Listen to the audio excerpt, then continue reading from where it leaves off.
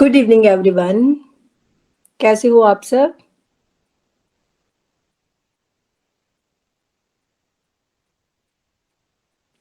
Okay, सब ठीक है।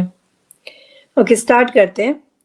जैसे कि आपको पता ही है, हम लोग जनवरी 2025 का सीए कर रहे हैं और उसमें हमारा वीक 5 चला, लास्ट वीक चला हुआ है और उसके हमने 18 क्वेश्चन कर लिए थे। तो आज होगा हमारा लेक्चर थर्ड। तो उसके लिए मैंने यहाँ पे हेडिंग डाल दी है, ये है आज का हमारा लेक्चर थर्ड। तो यहीं से स्टार्ट करते हैं। क्वेश्चन नंबर 19 जो कि हमारा आज का फर्स्ट क्वेश्चन रहेगा। ओके, स्टार्ट करते हैं। Consider the following statements regarding the 38th National Games. आपको कुछ स्टेटमेंट्स दी हैं, आपने बताना है कि इनमें से कौन सी स्टेटमेंट करेक्ट है और कौन सी इनकरेक्ट है। किससे रिगार्डिंग दी है? 38th नेशनल गेम से related. First statement, the theme of the 38th national games is green games. जो आपकी 38 नंबर की नेशनल गेम है उसकी थीम है ग्रीन गेम्स। दूसरा, तो ये स्टेटमेंट तो करेक्ट है, ग्रीन गेम्स नहीं है उसकी theme. The official torch named Tejas represents peace and tranquillity. देखो ये तो आपको अगर याद होगा, हमने दो पढ़े थे। एक हमने पढ़ा था तेजस, एक पढ़ा था हमने तारा। ये हमने किसके कॉन्टेक्स्ट में पढ़े थे? ये हमने पढ़े थे खो खो के कॉन्टेक्स्ट में, जिसमें से आपका जो तेजस था वो मेल के लिए था और जो तारा था वो फीमेल के लिए था। तो ये तो स्टेटमेंट होती है गलत, ये स्टेटमेंट होती है correct. Third statement, the mascot for the event Molly is classified as least concerned by the IUCN. जो IUCN की रेड लिस्ट है उसके अंदर आपका जो मॉली है ये क्लासिफाई किया गया है लीस्ट कंसर्न के अंदर। तो ये स्टेटमेंट भी करेक्ट है। तो आपका राइट आंसर होगा जिसमें ऑप्शन फर्स्ट एंड थर्ड होगी, तो option B. Prime minister Narendra Modi inaugurates 38 national games in Dehradun. जो हमारे देश के प्रधानमंत्री जी हैं उन्होंने उद्घाटन किया 38 नंबर की नेशनल गेम का देहरादून के अंदर। जब हमने लास्ट ईयर का 2024 का सीए किया था वहां पे हमने बड़े अच्छे से पढ़ा था कि आपके देहरादून क्या करेगा, उत्तराखंड क्या करेगा, आपका 2025 के अंदर जो नेशनल गेम्स होंगे उनको होस्ट करेगा। तो उसी की बात की जा रही है। जो 38 नंबर की जो नेशनल गेम्स 2025 के हैं वो जनवरी के अंदर हुए। कहाँ पे हुए? देहरादून के अंदर हुए। और उसका इनॉग्रेशन किसके द्वारा किया गया? प्राइम मिनिस्टर नरेंद्र मोदी जी के द्वारा। The Uttarakhand government is hosting the 38 national games with the support of the Indian Oil Corporation. हमने क्वेश्चन ही यही किया था कि उत्तराखंड की गवर्नमेंट तो करेगी ही करेगी, लेकिन उसके साथ वो किसके साथ क्या करेंगे? आपका एमओयू किया था उन्होंने कि हम मिलके करेंगे, तो वो था आपका IOC, Indian Oil Corporation. From 28 January to 14 of February 2025 theme क्या थी? Green games. तो ये हुआ आपका 28 जनवरी से 14 फरवरी के बीच में। थीम थी आपकी ग्रीन गेम और जो मैस्कट था वो उसके लिए मौली था। Mascot Mauli named after Uttarakhand state bird. जो उत्तराखंड का जो स्टेट वर्ड है वो है हिमालयन मोनाल और उसी के नाम पे इसको इन शॉर्ट में बोला गया है मौली। तो उसके नाम पे ही क्या रखा गया है इस गेम का? Mascot Mauli. Himalayan monal is a Schedule 1 bird according to the Wildlife Protection Act 1972 and classified as least concern by the IUCN. Most important. देखिए जो आपका एक तो ये आपका कौन से शेड्यूल नंबर 1 के अंदर आता है? हिमालयन मोनाल। और अकॉर्डिंग टू द जो हमारा वाइल्ड लाइफ प्रोटेक्शन एक्ट आया था 1972 के अंदर, तो उसके अंदर ये आता है शेड्यूल नंबर 1 के अंदर। दूसरी बात, जो आईयूसीएन है या आईयूसीएन की रेड लिस्ट के अंदर ये कौन सी कैटेगरी के अंदर आता है? ये आता है आपका लीस्ट कंसर्न कैटेगरी के अंदर। Official torch of the 38 national game name Tejaswini. और इन्होंने हमें ऑप्शन में क्या दिया हुआ था? इन्होंने दिया हुआ था तेजस, जिसकी वजह से वो गलत होता है। तेजस नहीं है, तेजस्वनी है। The Indian Kalari-Payattu Federation has raised concerns over its listing to the demonstration section after being part of the competition section in the 37th national game held in 2023. अब ये आपके लिए important हो जाता है क्योंकि जो हमारी कलारी प्याटू है तो वो 37th नंबर की जब नेशनल गेम्स हुई थी तो उसमें वो थे कंपटीशन में। इस बारी वो नहीं है तो उन्होंने क्या किया, वहां पे थोड़ा सा डिस्प्यूट हो गया, थोड़े से कंसर्न जताए हैं, तो इसलिए यहाँ से आपसे क्वेश्चन बन सकता है। तो ये है आपका कलारू पट्टू। अब इससे रिलेटेड, ये न्यूज में है तो इससे रिलेटेड आपसे क्वेश्चन आएगा कि बताइए ये ओरिजिनेट और वाइडली प्रैक्टिस कहाँ पे किया जाता है, तो ये किया जाता है आपका केरला के अंदर। और the term Kalari, Kalari in Malayalam refers to a traditional gymnasium where the martial art known as payattu is taught.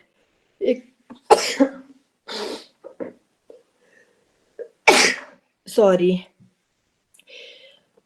अब मेरे पास ना म्यूट करने की फैसिलिटी नहीं होती है इस टाइम पे, जब क्लास होती है तो मैं म्यूट नहीं कर पाती हूँ, नहीं तो मैं अदरवाइज जब बीच में डिस्टर्बेंस होती है तो मैं म्यूट कर सकती थी, बट फिर पूरी क्लास हौच पौच हो जाती है, तो सॉरी फॉर द डिस्टर्बेंस। जो कलारी पट्टू है, आपके जो कलारी मलयालम में, इसका मतलब जो वर्ड है ये मलयालम से लिया गया है, और मलयालम का जो कलारी का मतलब होता है ट्रेडिशनल जिम्नाजियम, जो आपके पुराने वक्त में कैसे, एक तो मॉडर्न जिम होता है जो आज की डेट में सब जाते हैं, तो एक traditional gymnasium and where the, जहाँ पे आपका मार्शल आर्ट जिसको पयाटू के नाम से जाना जाता था वो सिखाया जाता था। तो आप इस पिक्चर्स को बहुत अच्छे से देख सकते हो, और आपका ये इस तरीके का होता है ये। तो ये इस बारी इसको नहीं रखा गया है, तो थोड़ा सा कंसर्न आया है कि भाई क्यों नहीं रखा, क्यों नहीं आपने इसको पार्टिसिपेट करने दिया। Next question, where is the country's first organic fisheries cluster launched by union animal husbandry and fisheries minister Rajiv Ranjan Singh. हमारे देश का पहला ऑर्गेनिक फिशरी क्लस्टर लॉन्च किया गया है union animal husbandry and fishery minister Rajiv Ranjan Singh के द्वारा। तो आपसे पूछा गया है कि ये कहाँ पे है, हमारे देश का पहला बनाया गया है, तो अब फर्स्ट है तो अपने आप में इंपॉर्टेंट है, तो ये है आपका सिक्किम के अंदर। Soreng district in Sikkim becomes India's first organic fisheries cluster. तो आपके सिक्किम के अंदर एक डिस्ट्रिक्ट है, एस से सिक्किम, एस से सोरेंग, तो सोरेंग डिस्ट्रिक्ट है सिक्किम के अंदर, वो बन चुकी है भारत की पहली ऑर्गेनिक फिशरी क्लस्टर। और इसको लॉन्च किसने किया है ये भी अपने आप में इंपॉर्टेंट है, ये भी आपको पता होना चाहिए। तो इसको लॉन्च किया गया है union animal husbandry and fishery minister Rajiv Ranjan Singh के द्वारा। तो ये मिनिस्टर भी आपने याद रखने हैं, राजीव रंजन सिंह के पास कौन सी मिनिस्ट्री है, हमारी animal husbandry and fishery minister हैं ये।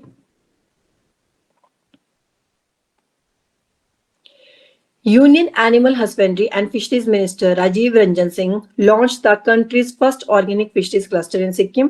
The project aims to sell antibiotic, chemical, and pesticide-free organic fish in eco-conscious market across the globe.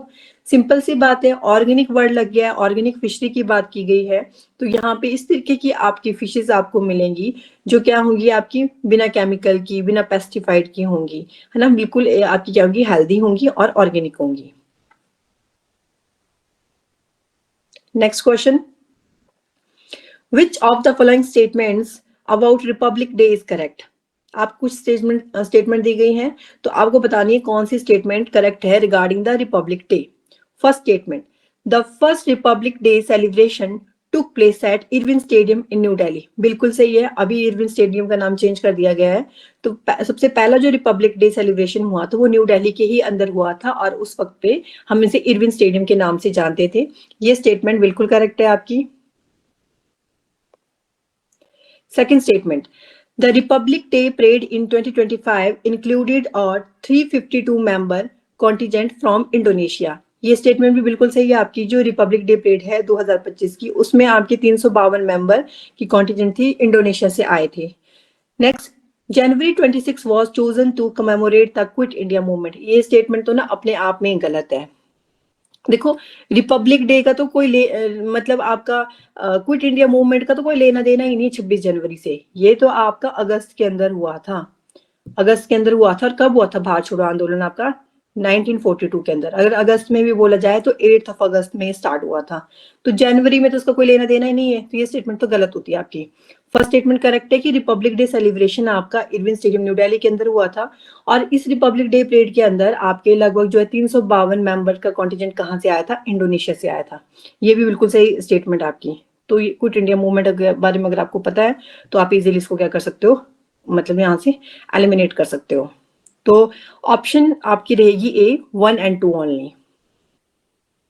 7 अभी कौन सा रिपब्लिक डे था हमारा? 76 नंबर का रिपब्लिक डे था।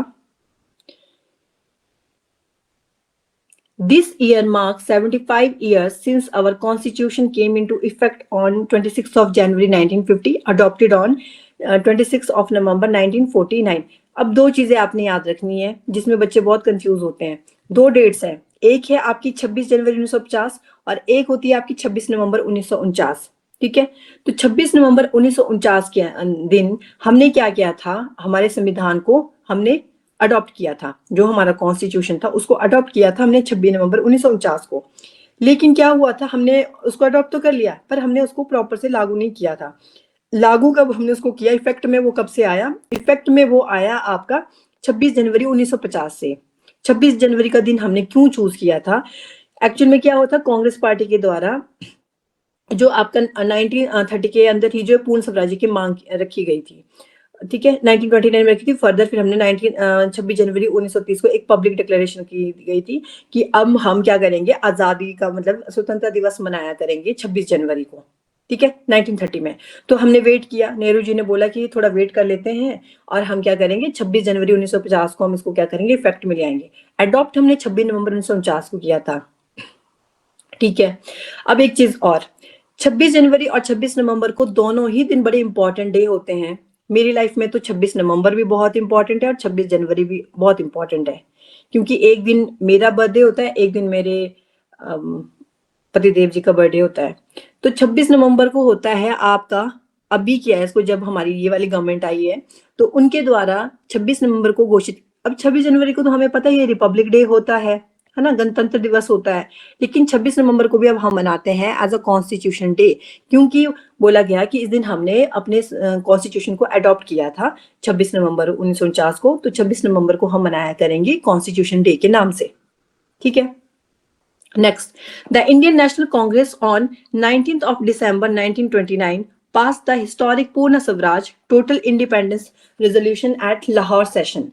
जो हमारी जो इंडियन नेशनल कांग्रेस थी, उन्होंने क्या किया था, 19 दिसंबर 1929 को उन्होंने एक पूर्ण स्वराज्य करके एक हिस्टोरिक वो पास किया था उन्होंने, एंड टोटल इंडिपेंडेंस रेजोल्यूशन जिसको बोलते हैं। और ये कहाँ पे हुआ था आपका, कौन सी सेशन के अंदर हुआ था पूर्ण स्वराज्य की मांग, ये हुई थी आपकी 1929 के अंदर लाहौर सेशन में। बड़ा इंपॉर्टेंट ये, यहाँ से आपका स्टैट का क्वेश्चन बनता है, बहुत बारी बनता है कि बताइए जो लाहौर सेशन था आपका या फिर कौन सा सेशन था जिसमें पूर्ण स्वराज्य की मांग की गई थी, तो वो था आपका Lahore session.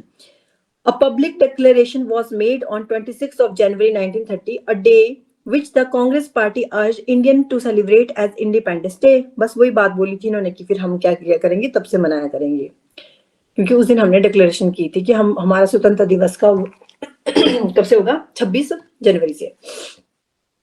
First Republic day celebration parade took place at Irwin stadium, जिसको हम किस नाम से जानते हैं, अभी मोस्ट इंपॉर्टेंट आपका स्टैट का क्वेश्चन है ये, जिसको अब हम जानते हैं मेजर ध्यानचंद नेशनल स्टेडियम के नाम से। पहले इसका नाम था इरविन स्टेडियम। क्यों रखे हम लोग ब्रिटिशर्स के नाम पे अपने कंट्री के अंदर किसी भी चीज का नाम, है ना, तो उसको चेंज कर दिया है हमने, और अब हमने उसका नाम क्या रख दिया है, major Dhyanchand national stadium in New Delhi. देखिए दो चीजें आपकी चेंज हुई है ध्यानचंद जी के नाम पे। एक तो आपको पता है कि पहले जो हमारा जो खेल के क्षेत्र में जो सबसे बड़ा ऑनर है हमारे इंडिया का, जिसको हम जानते थे राजीव गांधी खेल रत्न अवार्ड के नाम से, ठीक है, वो भी चेंज कर दिया गया, बोला ये वाला नाम नहीं हमने रखना, और इसकी जगह पे अब हम क्या नाम रखा है हमने अवार्ड का, ध्यानचंद खेल रत्न अवार्ड। ठीक है, इन्हीं के नाम पे रखा हुआ है। President of India unfurls the national flag at republic day parade, और अनफल मतलब उन्होंने क्या किया, जो हमारा नेशनल फ्लैग है उसको क्या करते हैं वो वहां पे आपके बनाते हैं। Union Ministry of defence organises and manages the Republic day celebration. अब ये ध्यान रखना कि जितना भी रिपब्लिक डे का सेलिब्रेशन होता है ना, उसको आपको पता पूरी तैयारी की जाती है, वहां पे परेड होती है, प्रॉपर से पूरा ऑर्गेनाइजेशन किया जाता है, मैनेज किया जाता है। उसके लिए मिनिस्ट्री कौन सी होती है ये ध्यान रखना, ministry of defence, very very important. तो ये आपको पता होना चाहिए कि कौन सी मिनिस्ट्री होती है। Union Ministry of defence organizes and manages the Republic Day celebration. Since 2022, the Republic Day celebration starts on 23rd of January and continues till 30th of January. जो आपका रिपब्लिक डे सेलिब्रेशन है ये 2022 से क्या होता है कि 23rd ऑफ जनवरी को ये शुरू किया जाता है और आपका 30 जनवरी तक ये चलता है। तो फिर हम तब से ऐसे ही इसको क्या कर मतलब मनाते हैं। अब 23 जनवरी को आप बड़े अच्छे से जानते हैं, हम लोगों ने किया भी था। 23 जनवरी को क्या होता है आपका पराक्रम दिवस, जिसको हम बोलते हैं वेलर डे, है ना। वेलर क्या होता है आपका, वेलर वेलर जो होता है वो होता है पराक्रम। तो पराक्रम दिवस हम मनाते हैं, उस दिन क्या होती है हमारे नेताजी सुभाष चंद्र बोस जी की बर्थ एनिवर्सरी, तो उसको सेलिब्रेट करने के लिए हम 23 जनवरी को क्या करते हैं, पराक्रम दिवस मनाते हैं। और नेताजी सुभाष चंद्र जी का जो जन्म था वो कहाँ पे हुआ था, इनका जन्म हुआ था ओडिशा के अंदर, और ओडिशा में भी कहाँ पे हुआ था आपका, कटक के अंदर। The beating retreat ceremony is held on 29th of January at the Vijay Chowk in New Delhi. It features a musical performance by the bands of the Indian Armed Forces, Central Armed Police Forces and the Delhi आपका police. बड़े अच्छे से हमने इसको पढ़ा था, beating retreat ceremony को हमने इससे पहले ही कर लिया था कि बीटिंग रिट्रीट सेरेमनी क्या होती है। जब भी आपके संध्या काल होता है तो संध्या काल के दौरान में क्या होता था, जब पुराने वक्त में युद्ध हुआ करते थे, चाहे महाभारत के युद्ध की बात कीजिए, किसी भी युद्ध की बात करें, तो शंख बजता था और बोलते थे कि अब सूर्य अस्त हो चुका है, युद्ध को विराम देते हैं, अगले दिन हम क्या करेंगे, बाकी जो लड़ाई होगी हम नेक्स्ट डे करेंगे, जो भी युद्ध है।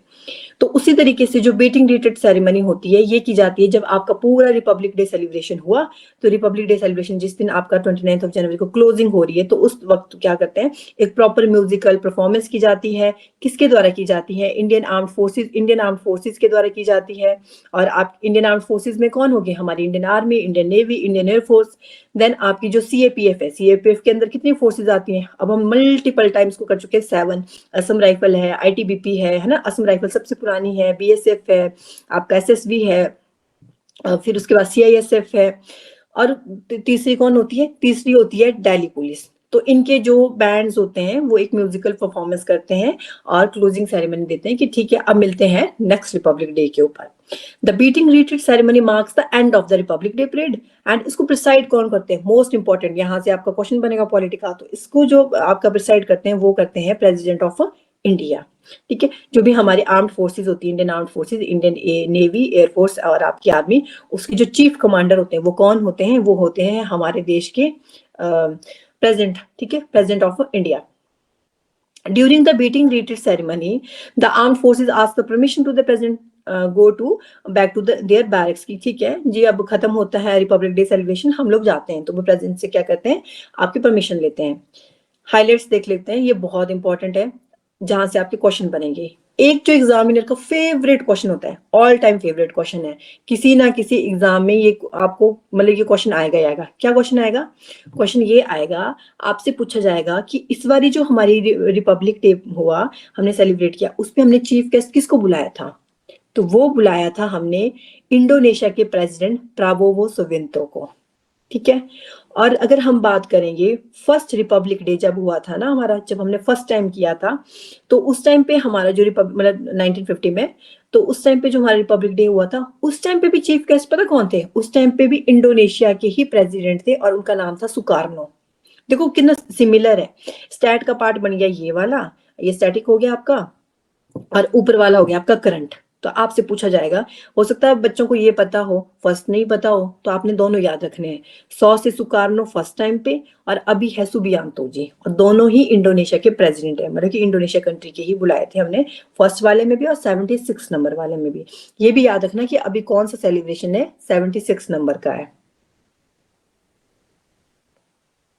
ये देखिए, ये है आपका जो जब फर्स्ट रिपब्लिक डे हुआ, ये है सुकार्नो जी, जो कि इंडोनेशिया के प्रेसिडेंट है। Indonesian President Sukarno was the first chief guest for the Republic Day 1950 and here the President and Lady Sukarno। आपको पता है लेडी सुकार्नो फर्स्ट लेडी बोला जाता है। जो भी अगर मान लो अभी प्रेजेंट में हमारे तो चलो लेडी ही है हमारे देश की आपकी राष्ट्रपति, लेकिन जैसे अगर किसी देश में आपके राष्ट्रपति क्या मेल है ना, राष्ट्रपति क्या होता है किसी भी देश का, या अपने देश की बात हम करें, वो होते हैं आपका फर्स्ट सिटीजन, इसलिए जो उनकी वाइफ होती है उनको फर्स्ट लेडी बोला जाता है। ठीक है, तो lady Sukarno are seen with prime minister Jawaharlal Nehru, तो उस वक्त पे ये है आपके जवाहरलाल नेहरू जी, तो उस वक्त पे ये थे हमारे देश के प्रधानमंत्री, और इन्हें बुलाया था हमने as a chief guest. 2025 Republic Day Parade featured a 352 member marching and band contingent from Indonesia. अकेले थोड़ी ना भेज देंगे वहां से वो प्रेसिडेंट को, है ना? तो वो क्या करेंगे, उन्होंने साथ में भेजा हुआ है। आपका 352 मेंबर आया था वहां से, पूरा मार्चिंग और बैंड कॉन्टिजेंट कहाँ से? इंडोनेशिया से। No foreign chief guest attended republic day in 1952-1953। Important है, स्टैट का पार्ट हो गया आपका, कि आपको बोला गया है कि कोई भी किसी भी तरीके के हमने फॉरेन चीफ गेस्ट को नहीं बुलाया था, ना ही अटेंड किया था उन्होंने। कब? 1952 और 53 के अंदर। एक और चीज जो इंटरेस्टिंग हुई इस बारी, वो ये हुई कि जो हमारी राष्ट्रपति जी हैं द्रौपदी मुर्मू जी, वो इस बारी आई हैं बग्गी में। नहीं तो एक बड़ी सी ब्लैक सी गाड़ी में आते थे वो, लेकिन इस बारी क्या है वो, मतलब आपके ब्लैक ल्यूमिनस करके, तो उसमें आते थे। लेकिन अभी इस बारी वो बग्गी में आए। तो बग्गी होती है आपकी ऐसे, देखो आगे घोड़े होते हैं और पीछे आपकी इस तरीके की गाड़ी होती है, पुराने वक्त में हुआ करते थे ऐसे। तो आपके 1984 से लेकर 2020, यहाँ से आ भी सकता है कि बग्गी में आए थे, तो बग्गी ये आपने याद रखनी है। और 1984 से 2024 के बीच में, between 1984 and 2024, the president's black luminous आपका were use for the movement. तो पहले ये यूज की जाती थी और अभी इस बारी बग्गी यूज की गई।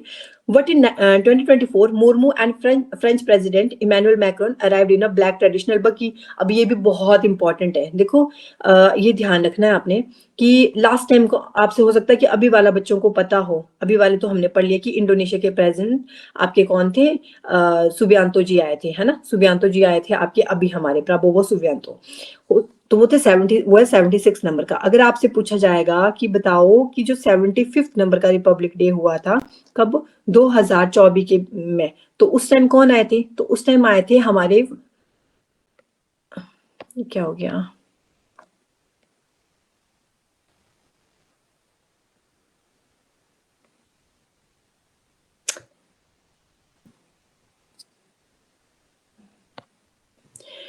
तो जो 2024 के अंदर आए थे, तो वो कौन आए थे? वो आए थे आपके फ्रांस के प्रेसिडेंट आए थे, इमैनुअल मैक्रन। ठीक है, ये भी ध्यान रखना। तो जिस टाइम पे वो आए थे, तो उस दौरान भी बग्गी में आए थे और अभी भी क्या आए हैं? बग्गी के अंदर आए थे। तो ये जो फोटो दिख रही है ना आपको, ये फोटो में कौन है आपके? ये है हमारी द्रौपदी मुर्मू जी, और ये साथ में कौन है? ये है आपके फ्रांस के जो प्रेसिडेंट थे, इमैनुअल मैक्रॉन। ठीक है। The commander of the 2025 Republic Day Parade was Lieutenant General Bhavnish Kumar, the General Officer Commanding of the Delhi area। अब आपके जो क्वेश्चन बनते हैं आपके रिपब्लिक डे से हर साल, वही हैं आपके इसमें डाले हुए। तो अपने एक एक लाइन को याद करना है। सबसे पहला है कि जो कमांडर रहे आपके 2025 रिपब्लिक डे परेड के, वो कौन थे? वो थे आपके लेफ्टिनेंट जनरल भविश। ठीक है, कौन थे? लेफ्टिनेंट जनरल भवनीश कुमार, जो कि क्या है? जनरल ऑफिसर कमांडिंग है आपके दिल्ली एरिया की। तो ये थे आपके रिपब्लिक डे परेड के कमांडर, ये आपको देख भी रहे होंगे। The first foreign military contingent to participate in the Republic Day Parade was the French Army Band, which participated in the 67th Republic Day Parade in 2016. Important. जो first time पे आपका कोई भी आपकी फॉरेन दूसरे देश से मिलिट्री कॉन्टिजेंट आया था जिन्होंने हमारे रिपब्लिक डे में पार्टिसिपेट किया, वो कौन थे? वो थी आपकी फ्रेंच आर्मी बैंड था, मतलब कि फ्रांस की आर्मी बैंड था, जिन्होंने पार्टिसिपेट किया था। कौन से नंबर का रिपब्लिक डे था? वो 67 नंबर का रिपब्लिक डे था। और कब हुई थी ये? 2016 के अंदर। Important. Assistant Commandant Aishwarya Joy M lead the 148 member all women marching contingent of the CRPF। ये जो क्वेश्चन है ना, ये पूछे जाते हैं, तो आपने ध्यान रखना है। जो सीआरपीएफ है आपका, सीआरपीएफ की जो आपकी 148 मेंबर की जो जितनी भी ऑल विमेन मार्चिंग कॉन्टिजेंट थी, उसको लीड किसने किया? ऐश्वर्या ने। तो आप इसको ऐसे भी याद रख सकते हो कि देखो ऐश्वर्या राय है ना, कितनी सुंदर है, हमारी एक्टर है बॉलीवुड की। तो वो ना अब उनका बॉलीवुड से मन भर गया है और वो अब किसमें आ गई है? सीआरपीएफ में आ गई है। तो सीआरपीएफ की उन्होंने क्या किया? उन्होंने लीड किया था जब वो हमारी रिपब्लिक डे की परेड हो रही थी। ठीक है, 148 मेंबर्स।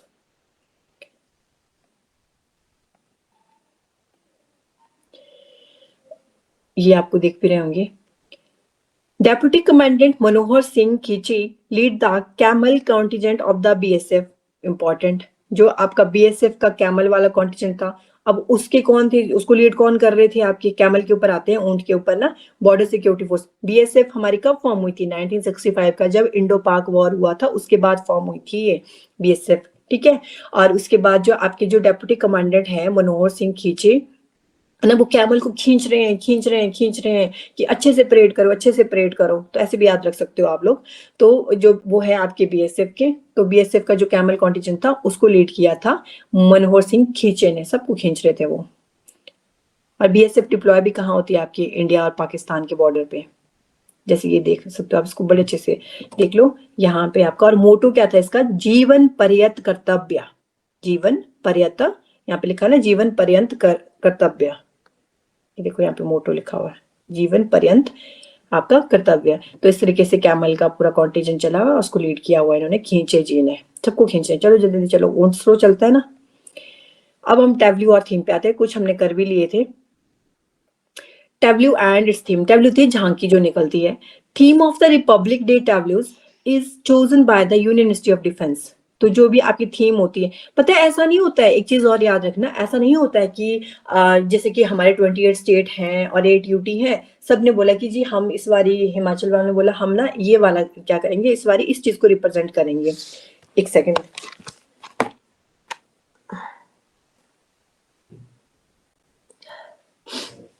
सॉरी। तो उसमें क्या उन्होंने बोला, ऐसा नहीं होता है, आपको प्रॉपर से, मतलब यहाँ से हम भेजेंगे, फिर फर्दर पूरी प्रोसेसिंग होती है उसकी, 2-3 स्टेप्स होते हैं, तब जाके आपका फाइनल होता है कि आपका है उस लायक कि नहीं है। अब रिपब्लिक डे मजाक थोड़ी ना है ना, तो ऐसा थोड़ी ना कि कुछ भी वहां पे उठा के हम लोग रिप्रेजेंट करेंगे। तो एक पूरा प्रोसेस होता है, तभी आप देखेंगे कि कई बार होता है कि मतलब किसी स्टेट का नहीं होता है। तो theme of the Republic day Tableau is chosen by the Union Ministry of defence, जो हमारी डिफेंस मिनिस्ट्री है जो पूरा ऑर्गेनाइज करती है, उनके द्वारा ही टैब्ल्यू की थीम भी, जो रिपब्लिक डे की जो टैब्ल्यू की जो थीम थी उनके द्वारा ही चूज की गई थी। एंड थीम क्या थी, 2025 का जो रिपब्लिक डे आपका टैब्ल्यू था, उसकी थीम थी स्वर्णिम भारत विरासत और विकास। हमने अपनी, ऐसे थोड़ी ना कुछ दिखा देना अपने टैब्ल्यू में, कुछ भी दिखा देंगे कि नहीं, हमने उन चीजों को दिखाना है जिससे हमारे गोल्डन इंडिया का पता चले, स्वर्णिम भारत का पता चले, और साथ ही साथ में हमारी जो विरासत है, हमारा कल्चर है, उसको हम दिखाएं, और जिससे विकास हो सके आगे। तो स्वर्णिम भारत विरासत और विकास, जैसे कि हमने पढ़ा था आपके यूपी के इसमें, तो यूपी ने किसको दिखाया था, उन्होंने दिखाया था जो आपके महाकुंभ वाला था, है ना। तो उसमें भी वो क्या कर रहे हैं, अपनी कल्चर को बता रहे हैं, अपनी विरासत को बता रहे हैं। और इस बार इन्होंने कितने अच्छे से विकास भी किया, उसमें कितने अच्छे से काम किया, कितने लोग आए वहां पे। 16 states UT and 15 ministries department of central governments displayed their tableaus। अब आपने देखा होगा, हमें तो पता है कि 28 स्टेट है, लेकिन 28 स्टेट नहीं थे टोटल आपके स्टेट और यूटी आपके कितने, 34 के आसपास हैं, 28 36 के आसपास है ना, 8 हो गया आपके, हाँ कितने हो गए, इतने हो गए ना ठीक है। तो उसके बाद आपके तो टोटल नहीं थे उतने, कितने थे यहाँ पे, सिर्फ 16 स्टेट और यूटीज थी, और 15 मिनिस्ट्री के डिपार्टमेंट थे जिन्होंने अपने टैब्लू क्या किए यहाँ पे रिप्रेजेंट किए। ये भी आप मतलब याद रख सकते हो कि कितने थे, 16 and 15 ministries. For the first time a tri services tableau was displayed with the theme सशक्त और सुरक्षित Bharat, strong and secure India. पहली बार हुआ कि जो हमारी ट्राई सर्विस है उसका टैब्लू भी डिस्प्ले किया गया, और थीम क्या थी उसकी, सशक्त और सुरक्षित Bharat, strong and secure India. ये भी इंपॉर्टेंट है, फर्स्ट टाइम जो चीज की जाएगी वो अपने आप में इंपॉर्टेंट हो जाएगी। तो एक ट्राई सर्विस टैब्लू भी था जिसको डिस्प्ले किया गया, उसकी ये रही उसकी थीम। तो ये देख सकते हो आप लोग, है ना। मतलब कि ट्राई सर्विस कौन होगी, हमारी Indian army, Indian navy, Indian air force. तो इन्होंने बोला हम बहुत ही सशक्त हैं और हम अपने भारत को सशक्त और सुरक्षित बनाते हैं, तो स्ट्रॉन्ग एंड सिक्योर इंडिया, ये देख सकते हो आप। It showed a joint operations room facilitating networking and communication among the Army, the Navy, and the Air Force. Pralay missile, the indigenous short-range quasi-ballistic missile Pralay also made its debut at the Republic Day Parade. Most important. ये question बेशक आपका lengthy है, लेकिन इससे आपके बहुत ज्यादा question क्या हो रहे हैं, आपके कवर हो रहे हैं, तो इसमें टाइम लगेगा, पर इसको ध्यान से सुनना है। प्रलय मिसाइल है, पहला वर्ड क्या यूज किया यहाँ पे, इंडिजीनियस। इंडिजीनियस का मतलब है made in India, fully made in India, पूरी तरह से भारत में बना हुआ है, टेक्नोलॉजी हर एक चीज क्या है, भारत की है। क्या है प्रलय, प्रलय एक शॉर्ट रेंज आपकी क्वाजी बैलिस्टिक मिसाइल है, और अभी ये बन के तैयार हुई है, और इसका डेब्यू भी कहाँ पे हुआ, रिपब्लिक डे की परेड के अंदर। तो इसका भी यहाँ पे शोकेस किया गया। ये देखिए यहाँ पे है ना, प्रलय सरफेस टू सरफेस मिसाइल है, ये भी ध्यान रखना, कई बार ये पूछा जाता है कि एयर टू एयर मिसाइल है, सरफेस टू एयर मिसाइल है, एयर टू सरफेस है, तो ये सरफेस टू सरफेस मिसाइल है। और इसको डेवलप किसके द्वारा किया गया है? DRDO के द्वारा, developed by the defence research and development organisation of India. ठीक है,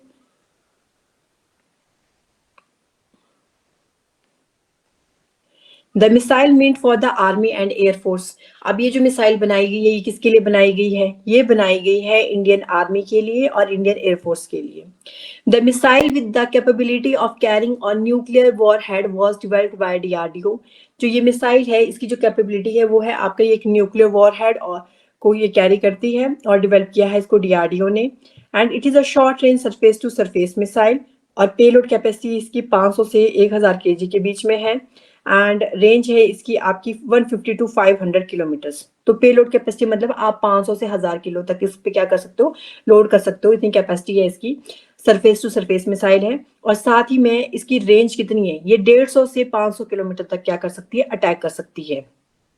नेक्स्ट आ गया आपका संजय। ये तो आपने पढ़ा हुआ है, हमने अच्छे से पढ़ा है संजय के बारे में। संजय क्या था आपका? बैटल सर्विलेंस सिस्टम था। तो the army's automated battle surveillance system integrated inputs from all ground and aerial battle sensors. ये पूरा देखता था ना आपका, अच्छे से सर्विलेंस करता था, फिर आपको एक रियल टाइम आउटपुट देता था, रियल टाइम इनपुट देता था कि एक्चुअल में कि वहां की सिचुएशन क्या है आपकी बैटल फील्ड की, जहां पे भी युद्ध हो रहा है आपका। तो ये हमने अच्छे से पढ़ा था। ये देखो, इसको अगर और अच्छे से देखना है तो आप इसको अच्छे से देख सकते हो इस पिक्चर के अंदर। ये राजनाथ सिंह जी क्या कर रहे हैं? इसको लॉन्च कर रहे हैं आपका। ये है आपका battle field surveillance system BSS। नाम क्या है इसका? संजय।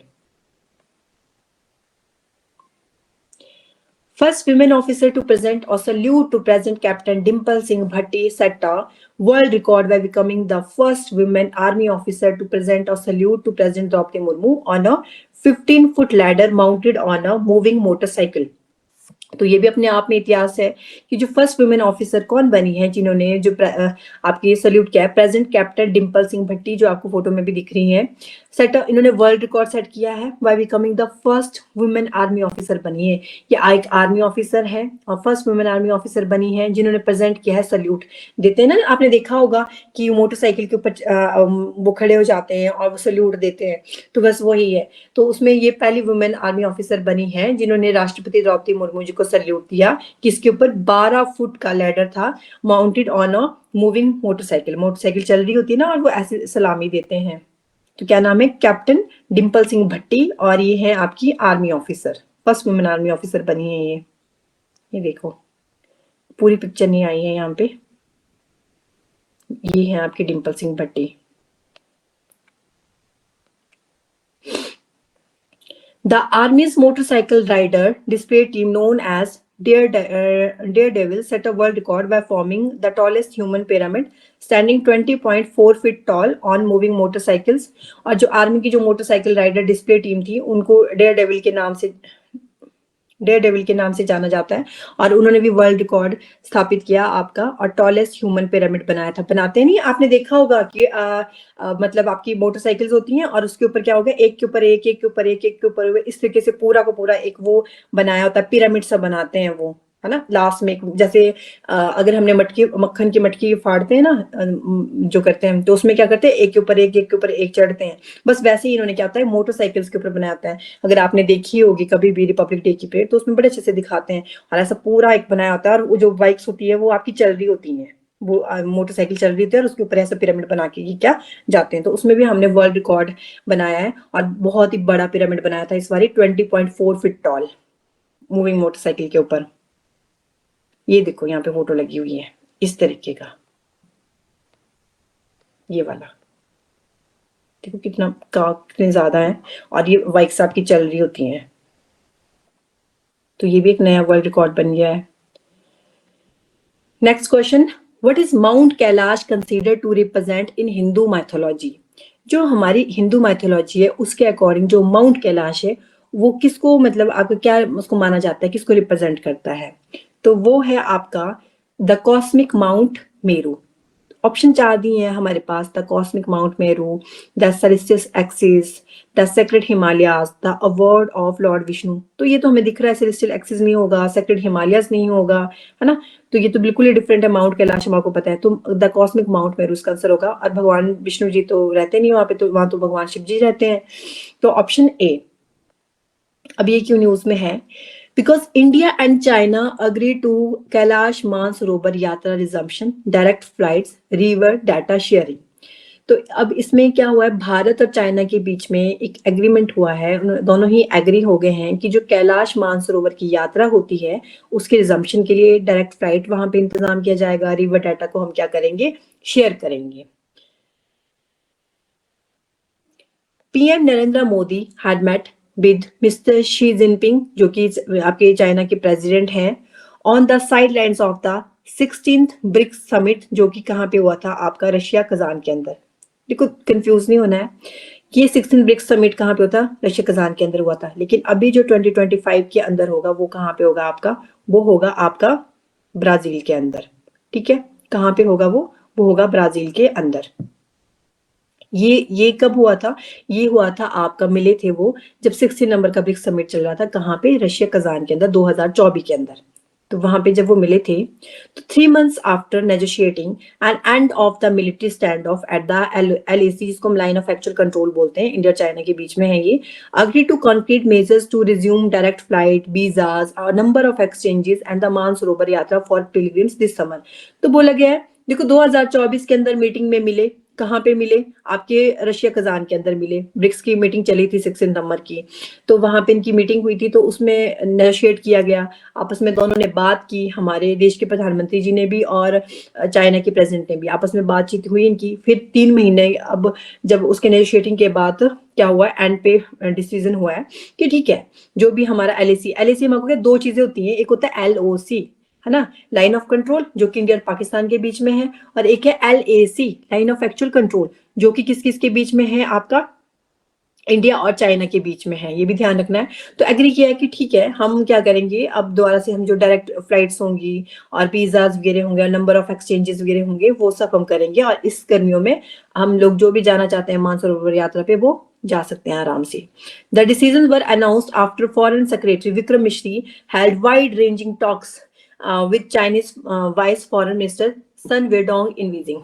तो हमने याद किए थे, अगर आपको याद होगा कि हमने पढ़ा था कि हमारे फॉरेन सेक्रेटरी विक्रम मिश्री जी हैं, है ना, किसको रिप्लेस किया था इन्होंने रिप्लेस किया था विनय मोहन क्वात्रा जी को। तो मैंने आपको बोला था कि अगर हमने क्या करने, फॉरेन के साथ रिलेशन अच्छे बनाने हैं, तो हमें वहां पे मीठा बोलने वाले चाहिए, जो मिश्री की तरह मीठा बोले, तो विक्रम मिश्री जी, ना कि कौए की तरह कां कां करने वाले। तो क्वात्रा जी को किया था रिप्लेस, और हमारे फॉरेन सेक्रेटरी बने थे विक्रम मिश्री जी। तो इन्होंने बस वही अपनी मिश्री घोली इन्होंने, और जो फॉरेन मिनिस्टर थे आपके चाइना के सन वेडोंग, उनके साथ काफी लंबी चौड़ी इन्होंने बातचीत करी, और उसका डिसीजन हमें उसका ये मिल रहा है फल देखने के लिए।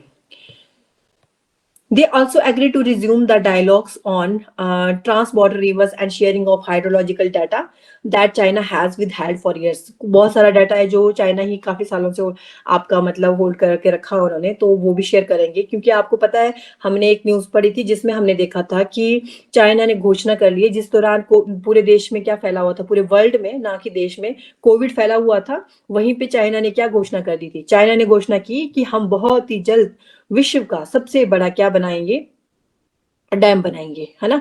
और डैम किसके ऊपर बोला था इन्होंने, किसकी नदी के ऊपर बनाना है, ब्रह्मपुत्र नदी के ऊपर बनाना है, ठीक है, जिसको ये सांको के नाम से जानते हैं, हम ब्रह्मपुत्र बोलते हैं। ब्रह्मपुत्र भी हम कब बोलते थे, काफी बाद में बोलते थे, और ये कहाँ से एंटर करती थी इंडिया के अंदर, इस डीप गॉर्ज, जो कि कहाँ है, अरुणाचल प्रदेश के अंदर, नामचा वर्मा, वहां से एंटर करती थी। तब इसको हम सियांग और दियांग के नाम से जानते थे।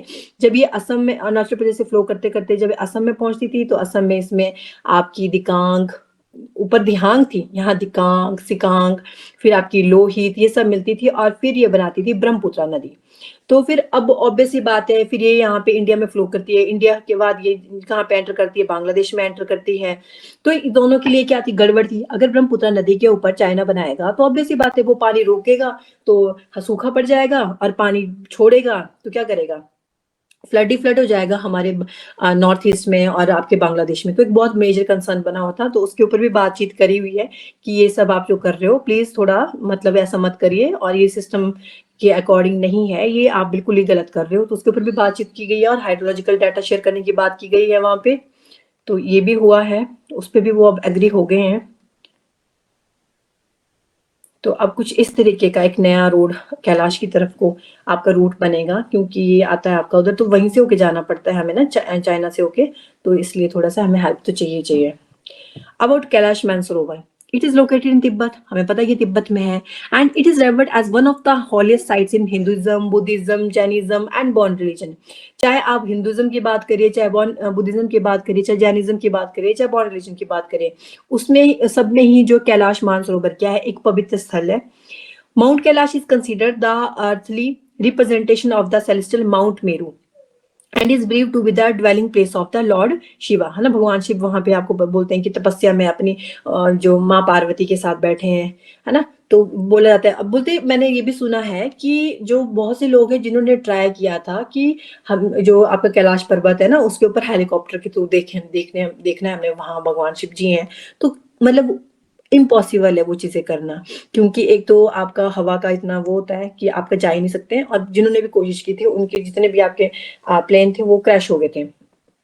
तो माउंट कैलाश को माना जाता है कि ये क्या है, रिप्रेजेंटेशन है सेलेस्टियल माउंट मेरू का, और आपका भगवान शिव जी और माँ पार्वती यहाँ पे रहते हैं और उनका रहने का स्थान है ये, और वहां पे वो उसमें तपस्या में लीन होते हैं।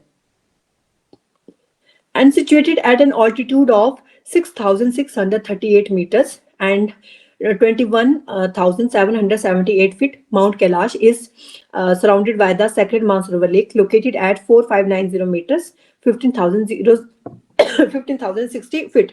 देखो जो ये आपके कितने ऑल्टीट्यूड के ऊपर है, 6,638 मीटर के ऊपर है माउंट कैलाश, और ये सराउंडेड है आपका मानसरोवर लेक, है ना। मानसरोवर लेक कितनी है, 4,590 मीटर की हाइट के ऊपर है मानसरोवर लेक, जहां से आपकी बहुत सारी मेजर रिवर निकलती है, इंडस निकलती है, सब कुछ निकलती है ना।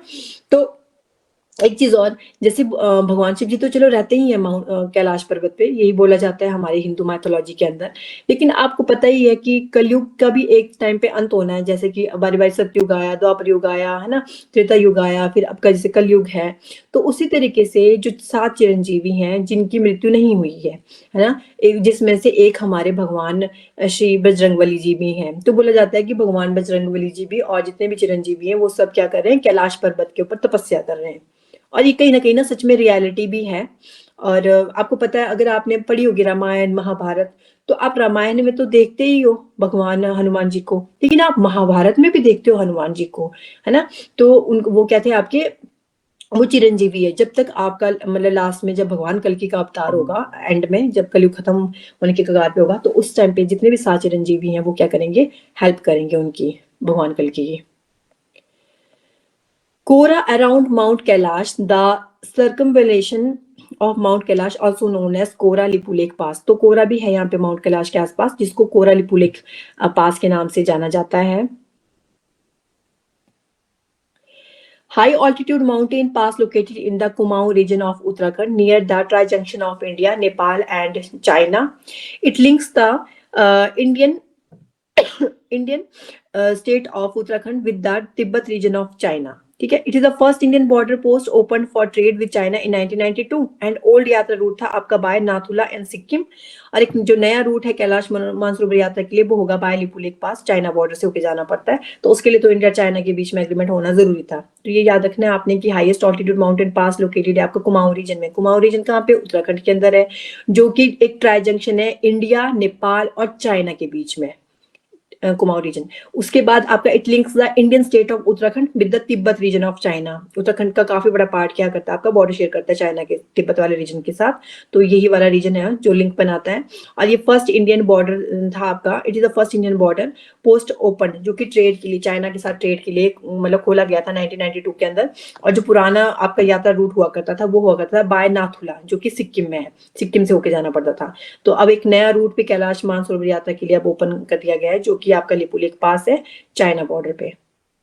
यहीं तक करते हैं आज, बाकी कल करेंगे। ठीक है, मिलते हैं नेक्स्ट क्लास में। Thank you so much.